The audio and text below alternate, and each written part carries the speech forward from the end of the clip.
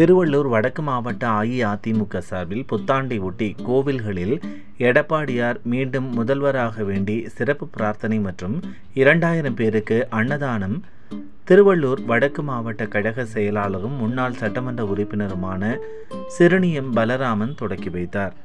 திருவள்ளூர் மாவட்டம் பொன்னேரியை அடுத்த பெரும்பேடு கிராமத்தில் அமைந்துள்ள பழமை வாய்ந்த அருள்மிகு ஸ்ரீ முத்துக்குமார சுவாமி ஆலயத்தில் புத்தாண்டு தினத்தை ஒட்டி திருவள்ளூர் வடக்கு மாவட்ட அஇஅதிமுக சார்பில் கழக பொதுச் செயலாளர் எடப்பாடி கே பழனிசாமி மீண்டும் முதலமைச்சராக வேண்டும் என சிறப்பு பிரார்த்தனை நடைபெற்றது. பின்னர் அதிமுக சார்பில் பக்தர்கள் அன்னதானம் வழங்கப்பட்டது.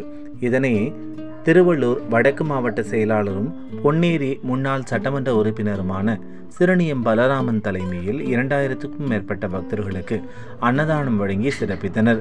இதேபோன்று தேவதானம், ஸ்ரீ ரங்கநாதர் கோவில் மற்றும் சிறுனியத்தில் உள்ள அசலாத்தம்மன் ஆலயத்திலும் பக்தர்களுக்கு அன்னதானம் வழங்கும் திட்டத்தை அவர் தொடக்கி வைத்தார். இந்நிகழ்ச்சியில் மீஞ்சூர் ஒன்றிய செயலாளர் முத்துக்குமார், மாவட்ட எம்ஜிஆர் மன்ற மாவட்ட செயலாளர் பானு பிரசாத் உள்ளிட்ட கழக நிர்வாகிகள் ஏராளமானோர் கலந்து கொண்டனர்.